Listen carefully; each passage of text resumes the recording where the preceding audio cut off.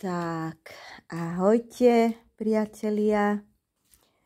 Dnes sme sa rozhodli s Barborkou, že si natočíme také intuitívne videjko pre seba, ale aj pre toho, kto si ho nájde. Takže ideme úplne proste prirodzene. Tak, vybrala Barborka tieto kartičky bohyne svetla. Sú nádherné. Tak, som sama zvedavá, aké bohyne si vyberie. Tak, môžeš dať. A dáš si aj otázku, alebo budeme len, čo ti chcú povedať? Čo mi chcú povedať? Dobre, takže odkazy bohyň. Čo chcú povedať Barborke. Tým pádom aj mne, lebo samozrejme sa to týka aj mňa, keďže som pri tom. A samozrejme toho, kto si to nájde. Dobre, takže ideme. Prvá bohyňa. To je krásna. Dobre. Bohyňa Vesta. Dobre. Chceš si najprv povyberať, že koľko chceš a potom budeme hovoriť, alebo môžeme hovoriť po jednej. Povyberám a... Tak, kľudne si vyber, koľko teda chceš. Jednu už máme. Ono niekedy sa ten príbeh skladá, kľudne stačí aj jedna. Ale úplne je to intuitívne. Počkaj. Tak, toto je bohyňa Durga. Moja obľúbenkyňa. Presne. Moja obľúbenkyňa Durga. Tá nás do veľa vecí Durga. Čo niekedy nemáme radi, ale niekedy to ináč asi nejde. Tak, super. Krásne sa skladajú. Dobre, ďalšia moja obľúbená Magdaléna. Mária Magdaléna. Super. To sú krásne kvality. Dobre, položíme si Magdalénku. Ďalšia. Aténa. Dobre, takže bohyňa Aténa máme ďalej. Tam je zase sova. Dobre, super. Tak, bohyňa Ištar. Stačí? Stačí. Dobre. Takže Barbie vybrala 1, 2, 3, 4, 5 bohyň. Dobre. Takže si ich predstavíme pekne postupne. Takže bohyňa Vesta. No, takže skúsim to tak intuitívne, že čo mne bude o tom prichádzať a keď budem cítiť, tak môžeme kľudne nahliadnúť aj do knižky. Takže takto nejako. Bohyňa Vesta. Bohyňa Vesta predstavuje domov a vlastne ona pre mňa vždy predstavovala taký domáci krb, ja tomu hovorím. Že tá nám vlastne dáva odkaz, že sme ženy, ktoré sa vlastne potrebujú starať aj o ten domáci krb. To znamená, že o to teplo domova. To znamená, že tá žena tam robí takú atmosféru hrejivú, taký, dáva do toho vlastne to srdce, otvára všetkým srdce. Vlastne cez taký láskavý, láskyplný prístup. A vlastne sa aj hovorí, že ako sa cíti žena, tak sa cíti celý dom, celý domov. A to je pravda, že veľa tá žena vie v podstate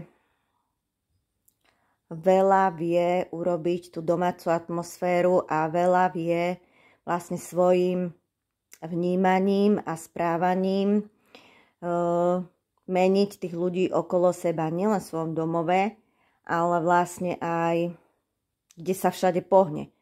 To znamená, že tá žena je vlastne taká kňažka.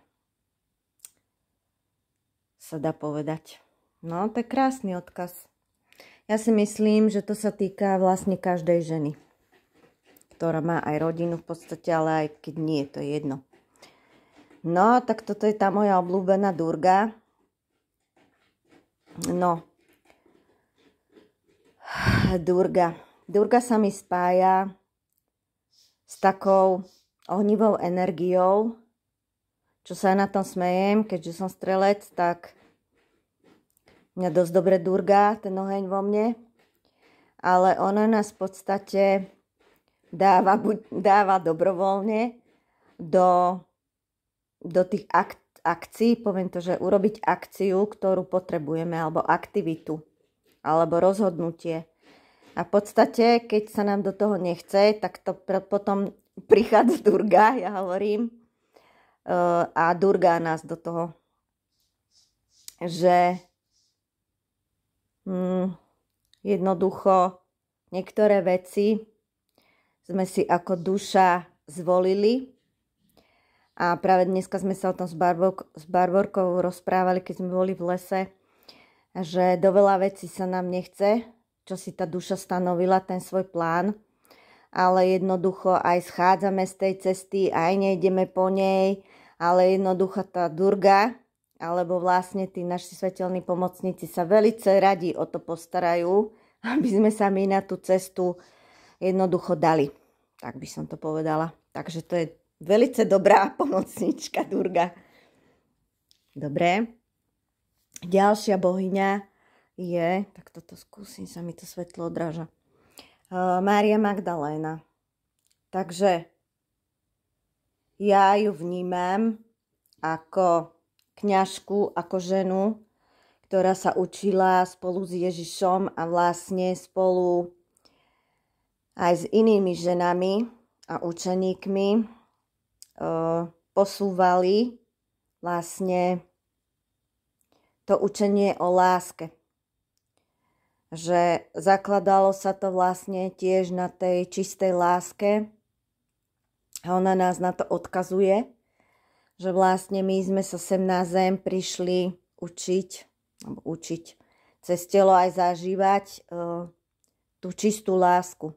Že otvárať to srdce, ale zároveň dávať aj hranice takým, ak sa to dá, láskyplným spôsobom. No tak niekedy to treba aj ráznejšie, ale jednoducho nás učí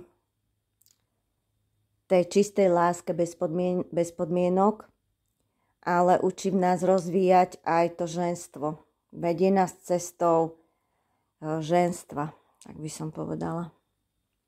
Čiže jej odkaz je jasný, zamerať sa vlastne na svoj ženský princíp a postarať sa o svoju vnútornú ženu. Tak stručne by som povedala. No to sú ináč krásne odkazy. Aténa, Pallas Aténa. Tá nás učí, no to je tiež taká obľúbená moja, lebo nás učí odvahe hlavne, ja vnímam odvahe. A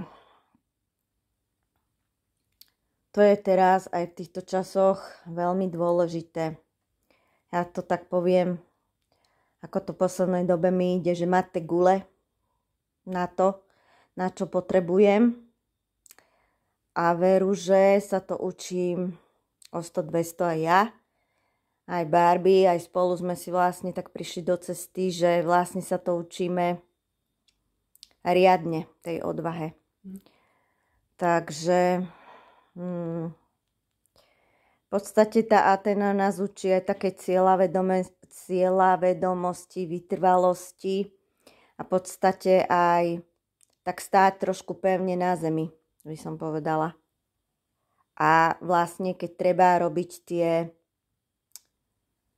tie kroky. Hej, toto by som tak povedala. Posledná je bohyňa Ištar. Bohyňa Ištar. Bohyňa Ištar by som povedala, že je veľmi tiež silnou bohyňou. Áno, hneď mi ide pri nej taká sila, že nás učí sile a to je tiež taká akože moja obľúbená vlastnosť, alebo ak to nazvať, sila. A je to tiež proste spojenie s vesmírom, tam vnímam. A učí nás aj tej, to poviem, sexualite, ale sexualita vlastne vnímam sexuálnu silu ako našu tvorivú silu. Čiže prejavovať sa cez našu vnútornú silu nás učí táto bohyňa a cez sexuálnu silu, čiže tvorivú silu. Využívať našu silu tvorivým spôsobom, to znamená, každý to má niečo iné. Ja som jeden čas hovorila, že ale veď ja nič netvorím. A potom som zistila, že že no určite, že netvorím. Tvorím si svoj vlastný život a to je najviac. A vlastne v tom tvorení vlastného života sa vlastne skrýva všetko. A to je také, tá posledná karta, vlastne mi to tak prišlo, že tá bohyňa Ištar, pri tej bohyni Ištar, že vlastne to tvorenie si toho svojho života je to najdôležitejšie, čo máme tvoriť. Samozrejme, že v tom sa skrýva veľa vecí, že každý tu máme svoje dary a každý tvoríme vlastne rôznym spôsobom. Ale tvoriť si svoj život, áno, prišli sme sem na to, že sme tvorcovia, ale dnes sme sa práve o tom rozprávali, že aj tak vždycky hovorím, že áno, toto si prajem, toto si tvorím, ale aj tak vždycky, že keď je to v súlade s vesmírom. Lebo zase si myslím, že nie je dovolené, alebo ako by som to povedala, že nie zase úplne svojvoľne si tvoriť, lebo tvoriť niečo môžeme aj negatívnym spôsobom. A myslím si, že je to trošku aj riadené tým vesmírom, že všetko má svoj význam a všetko je tu nejakým spôsobom v tej Božej spravodlivosti. Že keby sme naozaj mali už teraz s týmto vedomím úplne takú 100% proste tvorivú silu, no tak to by tu fakt vyzeralo. To by tu možno bol už aj koniec sveta. Takže v podstate sme aj chránení v tomto zmysle, že nemôžeme si tvoriť úplne halabala, ale je to vždycky v súlade s Božou vôľou alebo v súlade s vesmírom, už ako si v súlade so zdrojom, ako si to už do nazve. To už asi nie je ani také podstatné, ale asi tak nejak. Toto mi tak dneska, Barbie, prišlo. Ty čo na to hovoríš k tým kartám? Ty čo to tak, ako to ty vnímaš? Toto všetko, ja som to pochopila, že to je vlastne, tieto bohyne mi potvrdili mojich 5 darov. No super. 5 darov, ktoré vlastne v sebe mám a mám vlastne cez tieto dary pochopiť, prečo som tu vlastne prišla a začať tie moje dary používať. Paráda.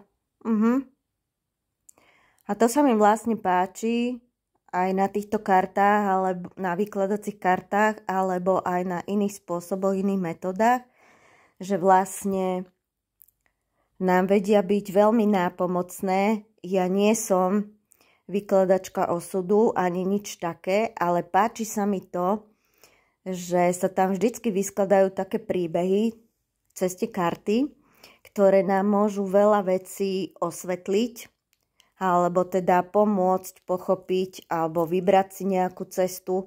A samozrejme, že už to konkrétne rozhodnutie musí spraviť každý sám. Že ja nikomu nič nekážem, ako má urobiť, alebo ako sa má rozhodnúť. Že vlastne cez tie karty sa iba robí náhľad a niečo vždycky ten človek pochopí. Takže ja si myslím, že dá sa tu opýtať na úplne hocičo cez karty.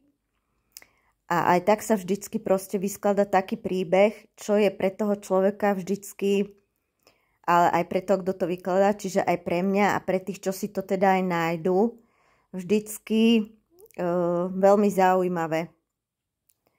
Ale páči sa mi zase na tom, že sa tu rešpektuje tá slobodná vôľa a vlastne ja nikdy za nikoho nič nerozhodujem, ani nie som za to zodpovedná, ale iba mu niečo proste ukazujem, aby človek trebárs niečo pochopil alebo niečo si uvedomil. Takže ja si myslím, že dneska to bolo zaujímavé. A zase vlastne prišli odkazy aj pre obidve nás. A myslím si, že to bolo dneska zase super. A ďakujem aj Barborka tebe. Aha, dneska aj Luna sa tu chcela predviesť, výborne. Naša pomocnička. Ďakujem ti za tvoju vlastne otvorenosť a odvahu aj samozrejme, že si to takto verejne proste chcela so mnou vyskúšať, že si mi to ty prvá navrhla a podľa mňa to bolo úplne super a možno, že si to ešte zopakujeme viacejkrát a ja si myslím, že nám to tiež aj dosť povedalo. Ty čo hovoríš? No ja sa tiež k tomu takže pripájam a potvrdzujem to a tiež akože ti ďakujem za úžasný výklad, ktorý ma veľmi obohatil a samozrejme, že sa mi potvrdila tá moja vnútorná nápoveď a vlastne viem, že už táto cesta tvorivosti je otvorená a že mám vlastne tieto moje dary začať používať a týmto spôsobom pomáhať ľuďom. Super.